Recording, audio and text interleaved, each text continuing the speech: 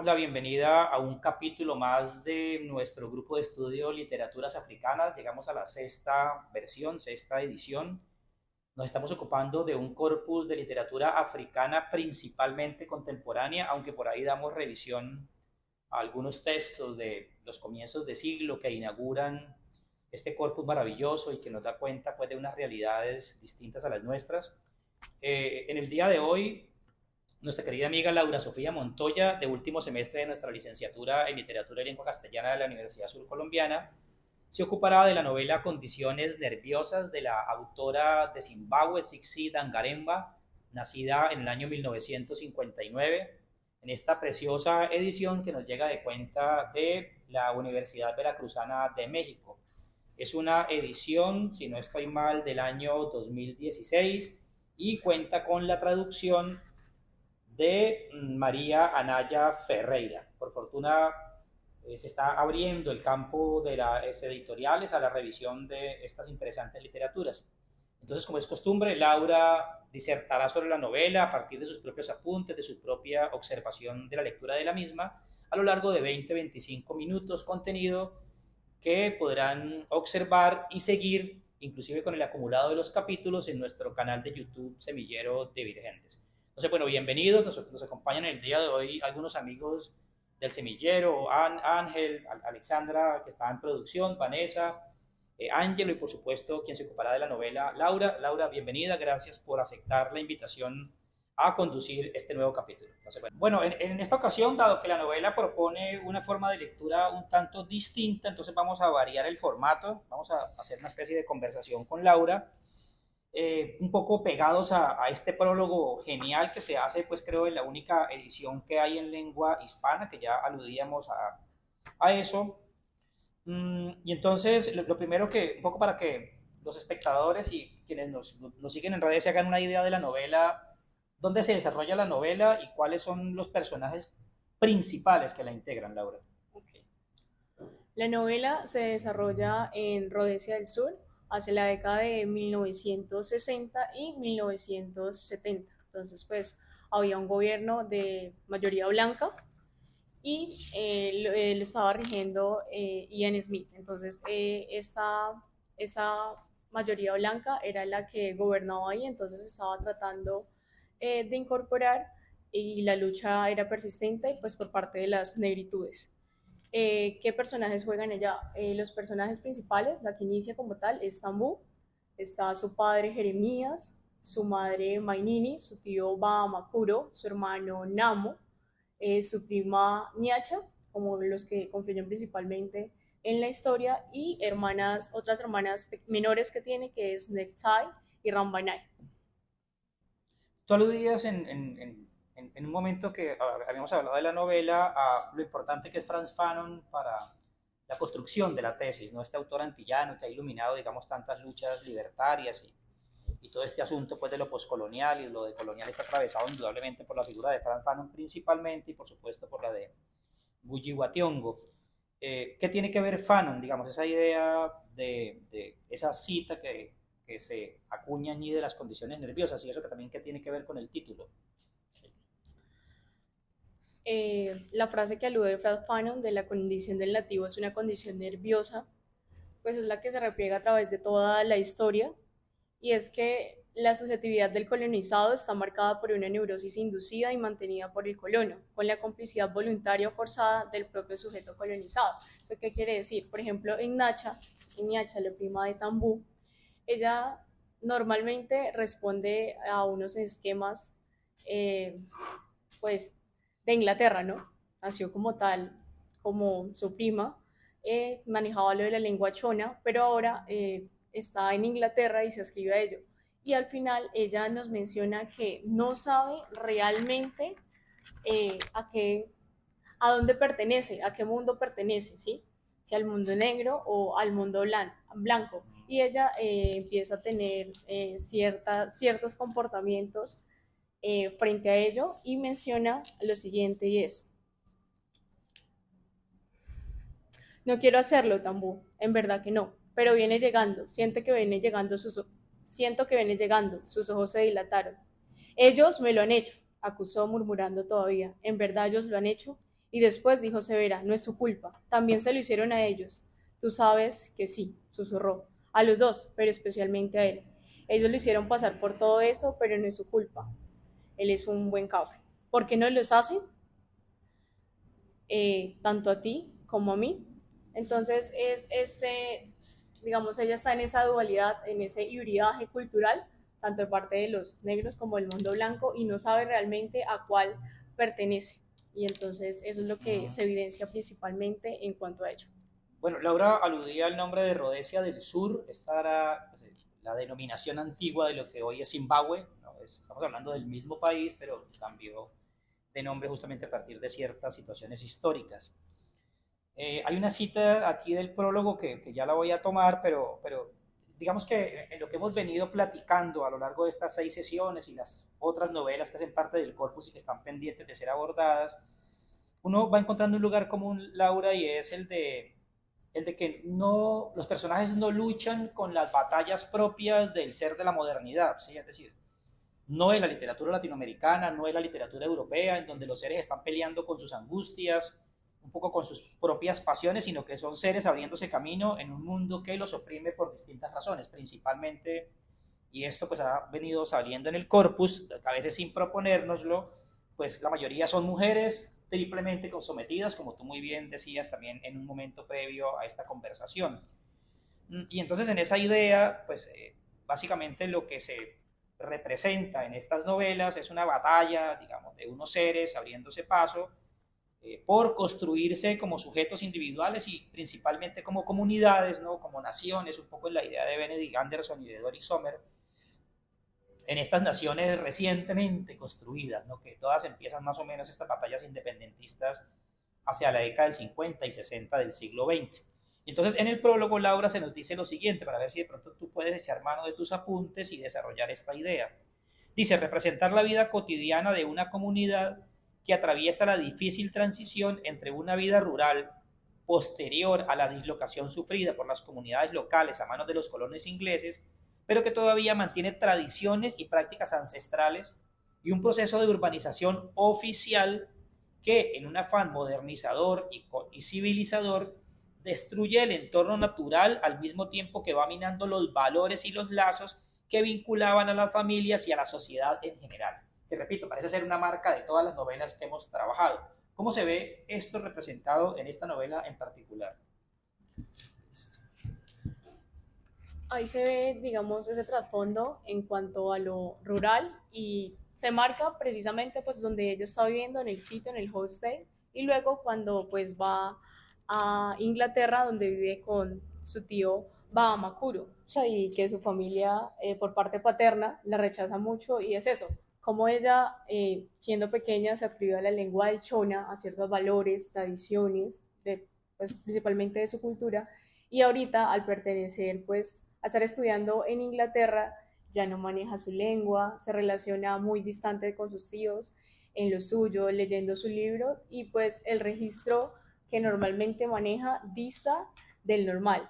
En Tamu es diferente porque al haber ingresado primero Namo a estudiar y ver cómo él se distancia de las tradiciones, ella se promete a ella misma no caer en lo que cayó su hermano, pero finalmente termina siendo absorbida por esas dinámicas propias pues de la anglicidad, por decirlo así, del sistema educativo, y empieza a ver esto más como una oportunidad y se escribe a ella. O sea, ¿tú consideras en esa medida que es la educación el mecanismo a través del cual el colonizador impone la cultura? Porque eso ya estaba, por ejemplo, en las tesis principalmente de Wationgo y de Chinua Achebe, ¿no? O sea, ellos creen que es la educación el elemento a través del cual el colonizado impone su marca cultural, no su sello. ¿Tú crees que eso se da en la novela, digamos, que es efectivamente el aparato educativo, el mecanismo alienador a través del cual se enajena la mente de quien estudia? ¿Y hay alguien que eventualmente se opone a ser enajenado en esa perspectiva dentro de la novela, un personaje? Creo que sí, o sea, la rama por la que ingresan es el acto educativo como tal. ¿Por qué? Porque, digamos, desde Tambú siempre ha estado arriesgado en ella de que el hecho de salir adelante, de poder de que la familia tenga mejores oportunidades, está en el estudiar, ¿sí? Y ella nunca pudo ingresar a eso, pues primero fue su hermano, ya luego accede y siempre busca la manera de estar buscando generar algo. Al irse pues a Inglaterra y convivir pues con su prima y todo esto, ella, esa es la forma de adquirirlo. También después de estar en la misión va a otra escuela, una escuela católica, donde se marca mucho que es la única negra de 6 personas, ¿sí? Es la única mujer negra de 6 personas. Y es allá donde pues ella empieza a creer todas, pues ese nuevo mundo que le venden, ¿sí? El colonialismo pues le ofrece oportunidades de progreso, pero en ese progreso pues que le dan, ya sea pues a nivel económico, de adquirir mayores objetos, demás, impone ideales occidentales y sociales, costumbres y tradiciones. Entonces es lo que empieza esa dicotomía así de aquí o de allá. En la novela, bueno, en la tapa del libro, una de las solapas, donde se condensa la biografía de Tangarenga, pues se habla de una estadía en los primeros años de su existencia en Inglaterra, ¿no? Y tú todo el tiempo aludes pues a esa marca anglicana muy presente en el desarrollo de los personajes, ¿no? Y en esa suerte de ambigüedad que ellos empiezan a vivir una vez emigran, ¿no? En tus apuntes y en la búsqueda de información sobre la novela, ¿hay algo de autobiográfico de Cincy Dangarenga en esto? Porque parece seguir más o menos la ruta de ella como sujeto, ¿no? Sí, señor. O sea, sí hay partes de rasgos de la biografía de la autora de Sixi Amgaremba en Tambuk Chai, solo que en la parte correspondiente a la autora se menciona que ella pues es adoptada por una familia de Inglaterra y empieza pues a lograr todo eso, pero el engranaje se da después de ella estudiar medicina, cine y demás. Las tradiciones y la cultura anteriormente pues acogida, la primera que tuvo, ella después de ese conocimiento que tiene, lo empieza a jugar en favor de su país natal o origen, cosa que pues acá no se ve tan marcada, sino que Tambú solo hace una reflexión frente a ello y pues más marcada por lo que vivió Neacho, su primo. Yo, bueno, cuando uno lee la novela, yo la leí hace casi un par de años, podría decir, tiene una estructura bastante clásica, ¿no? Digamos, dividida en capítulos, 10 capítulos perfectamente enumerados. ¿Te puedes referir como a la estructura de la novela y a los elementos en términos formales de la misma? Es una novela clásica, tiene un tiempo lineal de desarrollo de la historia, hay reminiscencias al pasado, la autora echa mano de algunas técnicas narrativas, digamos, de avanzada, de esas herencias pues de la gran literatura europea y del boom principalmente. La obra pues está estructurada en 10 capítulos. En esos 10 capítulos el tiempo no es lineal, empieza pues hablando de su hermano, posterior a ello vienen recuerdos, hace remembranzas de cómo fue pues esa infancia que ella tuvo con su hermano, posterior a ello la parte de su adolescencia, pero hay un punto en el que al finalizar la novela, digamos, está, la, digamos, hay intersticios, perdón, durante la novela en donde ella se cuestiona realmente y no sabe si realmente a dónde pertenece, ¿sí? A cuál es su lugar de enunciación. También va a hablar mucho sobre su infancia, su adolescencia y se sitúa en ese punto de reflexión en el que ella menciona que en ese entonces era muy joven y capaz de desterrar ciertas cosas, pero las semillas crecen. Así finaliza ella aludiendo pues a una reflexión en cuanto a cómo se sentía al haber sido partícipe de esa dinámica educativa en Inglaterra. En general, pues la estructura es muy clásica, los 10 capítulos, hay términos pero no tan desconocidos, que sería pues la lengua que se practica allá, que es el chona, saxa, un tipo pues de comida, y el homestead, pues donde viven, primeramente. Sería eso, pero en general todo pues se comprende, lo que le alude pues tanto a Nacha como a Tambú y a su hermano, ¿sí? Todo está pues presentado de una manera organizada. Eh, Como el semillero y el grupo de estudio tienen la finalidad de abrir el corpus, ¿no? De invitar a más personas, más lectores, más interesados en visitar estas literaturas. Un amigo por allá en Ibagué decía que que un libro que uno deja de leer es un mundo del que se está perdiendo, ¿no? Y hay un poco la necesidad de poblar nuestra imaginación de muchas historias, ¿no? En esa también idea de Francis Bacon de que la lectura nos vuelve abundantes, dice Bacon. Y entonces, como esa es la misión de nuestro grupo de estudio, me gustaría que compartieras también las emociones de algunos pasajes que te parecieron particularmente memorables, de esos que tú subrayas, de esos que sacaste adrede para propiciar esta conversación, como que los compartas, si quieres decirnos algo acerca de esos fragmentos, por qué son significativos para ti como lectora y también por qué podrían serlo para un eventual hipotético lector, Laura. Una primera cita en el capítulo número 1 es una que realiza Tambú y es: antes de irse habíamos sido capaces de concordar en que a pesar de que nuestra miseria era brutal, era inexorablemente nuestra y que en consecuencia la carga de disiparla era también nuestra. Entonces el reconocimiento primero de la autora de conocer cómo se encuentra ese estado, esa condición, la circunstancia propia que la abate, pero es tomar partido a partir de esa identificación como tal, y es lo que lo lleva a ella pues a alienarse bajo pues el registro del acto educativo en Inglaterra mediante su tío Amakuro. Esa sería una de las primeras. Otra es que mencionan que Namo, o sea, su hermano, comenzó a ir a la escuela cuando cumplió 7 años, la edad en que el gobierno había declarado que los niños africanos tenían un desarrollo cognitivo suficiente para comprender las abstracciones de números y letras.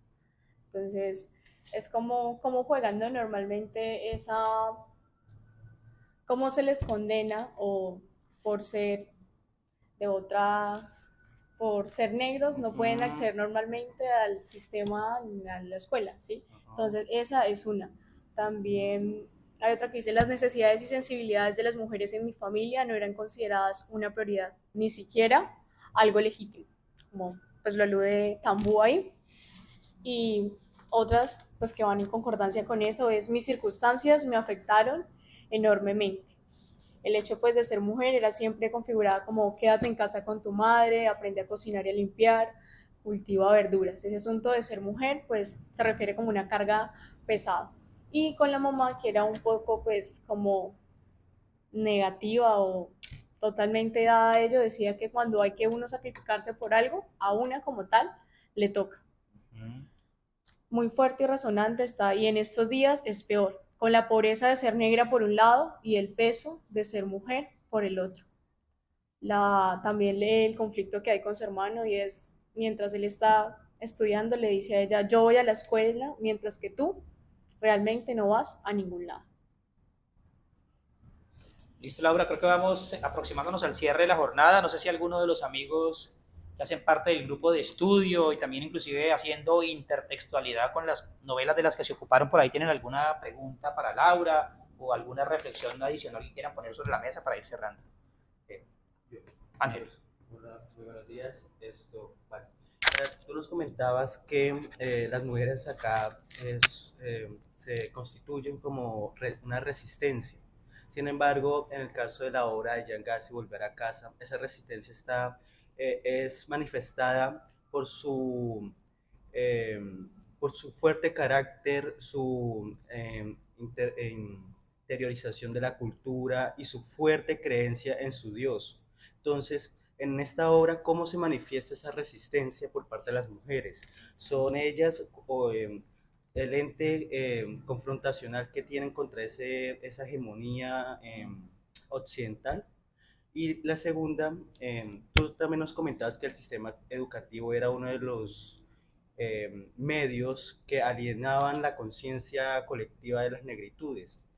Entonces quería saber, ¿ese sistema educativo seguía a través de la represión o a través de la persuasión en que pues alienaban esas comunidades?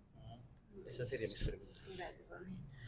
Bueno, en cuanto a la primera, más que un símbolo de resistencia directamente, es como ellas desde un primer momento la muestran. Y por ejemplo la mamá de Tambú, Mainini, no es que muestre la resistencia como tal, sino que es víctima de eso, siempre es víctima de eso, del ser mujer, resignémonos, no hay camino para luchar con esto, como quedémonos aquí, hay pobreza, quedémonos acá. La única que empieza a ver eso y ver, a resignificar eso que a ella le tocó es Zambú como tal. Y hay una figura que no lo vio y es Lucía, una tía de ella. Entonces acá está la diferencia porque la mamá estaba totalmente pues victimizada, no hacía nada por luchar por ello, pero Lucía, su hermana, pues criticada porque pues andaba con diferentes hombres, era más liberal, tenía su forma de vestirse distinta. Ella sí no se niega como al hecho de, ay, soy mujer, soy pobre, soy negra, sino que empieza a luchar con eso, ¿sí? Y es decir, por ejemplo, ella es la que le da la fuerza, los hombres la critican mucho, que ya tiene una relación con el hermano de Jeremías, y entonces ya empiezan a decir que ella es una loca, una bruja, la murundangó, por decirlo así, para poder estar con esa persona. Y siempre la están tildando de más, pero ella realmente no es partícipe de eso. En cuanto a la segunda, bueno, Si quieres, te libero un poquito mientras la piensas. En la segunda pregunta, Ángel indagaba acerca de si se cumple, digamos, ese principio gramsciano, ¿no? De oprimimos al pueblo a través de la opresión directa, ¿no? De las armas o de la intimidación, digamos, o lo hacemos a partir de la educación que los va lentamente conduciendo a aceptar la sumisión como parte, ¿no? Es para lo que funciona el discurso hegemónico, un poco en términos de Gramsci, ¿no? Entonces, mientras piensas esa respuesta, y también dándole un poco respuesta a Ángel desde el prólogo, curiosamente esta es de las pocas ediciones en las que el prólogo no aparece firmado, no asumiría que pudo haber sido la traductora o el mismo equipo editorial que armó la novela o que la invocó desde la lengua original. Entonces se dice, Ángel por acá y amigos, dice, en un nivel simbólico, Tambu y Niacha representan a las mujeres jóvenes que tienen que encontrar un camino en una Rhodesia que tiene niveles diferentes de desarrollo. Tambu buscando salir de las condiciones de pobreza y marginación de su entorno rural y Niacha enfrentando una modernidad que no corresponde a la realidad social y económica de la mayoría negra, en la cual predomina aún la discriminación y una doble moralidad conservadora. Y en la página siguiente tendríamos la contraparte. Van a decir, Laura, Jeremías y Baba Mukuru encarnan la enajenación colonial, que ha ocasionado una profunda ruptura ontológica y epistemológica en los habitantes de la región. Entonces, automáticamente uno entiende que son personajes tipo, o sea, personajes puestos allí para que representen una idea, que es otra vez una constante de la literatura africana, principalmente de la antigua. Y ya hablábamos ahora tras bambalinas que esto, por ejemplo, no va a aparecer en autores recientes como Mohamed Bogarzar o Bernardín Evaristo, que son ya escritores con toda una tradición, ¿no? Diferente, por ejemplo, el caso del que se ocupó Laura, de Buchi Mecheta, que es una mujer que escribe mientras sobrevive, o sea, no, estos ya son escritores profesionales. Y en esa medida, entonces, pueden asumir unas tesis mucho más abiertas, digamos, ¿no? Entonces, bueno, volvamos a la respuesta de la segunda pregunta que planteaba nuestro amigo Ángel. Y cerramos allí el capítulo. Listo. En cuanto a lo de la educación, ellos no lo hacen de manera directa, sino se ingresa a ese mundo y de manera sutil se van introduciendo pues todas estas ideologías, ¿sí? No es que amenacen, opriman directamente, sino que pues primero ellos tienen, Tambu por ejemplo tiene la voluntad de recibir una educación, ¿sí? Esa es la voluntad primera que ella tiene, pero pues esa educación en qué está bajo pues un registro colonial, y ese registro colonial le facilita la asimilación, la socialización, pero le promete un mundo diferente al que totalmente pues va a habitar. Entonces va ahí, realmente ellos sutilmente les van introduciendo, es partícipe de esa dinámica y terminan reproduciendo pues la cuestión ella, también en el imaginario porque es mucho que se habla de que Bahamakuro, por ser pues inglés, es el dios para ellos. Cuando llega allá, ¿cómo hacen? Tienen que recibirlos con danzas, con baile, arrodillarse frente a él, pues porque es un dios que ha logrado que ellos accedan a la educación y demás. También, no solo con Bahamakuro, sino en la parte que ellos mencionan que, digamos, ella empieza a hablar de cómo los blancos son tan amables con los negros, tanto en la misión como en la escuela católica. Entonces, como ellos, no teniendo la necesidad, son tan buenos y tan benevolentes con la gente negra. Buenísimo que hayamos cerrado con este apunte, ¿no? Porque creo que es justamente como la búsqueda de los escritores africanos, y volvemos a esa idea, ¿no? Tal vez ellos no están pensando necesariamente en el mercado editorial, sino en que a través de la literatura se puede lograr esa emancipación también y dar ese paso hacia situaciones mucho más decoloniales, más abiertas, ¿no? Y es la tesis, por ejemplo, de Fanon y de Wationgo principalmente, cuando en un congreso de escritores ellos justamente llaman la atención acerca de que el sistema educativo africano en su conjunto debe cambiar y debe dar paso a un sistema educativo en el que la literatura ya deje de ser tan anglófila, porque básicamente en el corpus de los planes de estudio de los chicos leen esas literaturas principalmente inglesas, y que esas literaturas africanas emergentes empiecen a ser incorporadas a los planes de estudio. Eso me parece buenísimo y bueno, lo plantean principalmente ellos. Entonces, bueno, damos así fin a nuestro capítulo sexto. Los invitamos al capítulo séptimo, que va a estar a cargo de nuestra amiga Laura Mancipe, con un libro también de otra talla, de otra estatura, que es Ciudadana de Segunda, de la autora nigeriana Buchi Emecheta. Por favor, síganos en nuestras redes, ya habíamos aludido por dónde estamos. Estos capítulos gruesos de disertaciones están principalmente en nuestro canal de YouTube, Semilleros Divergentes. Laura, gracias por esa lectura tan personal, por esos subrayados, por esta disertación que creo nos anima a todos a entrarle a la novela. Condiciones nerviosas, de Dixie Sixi Dangarenga de Zimbabue. Feliz día para todos.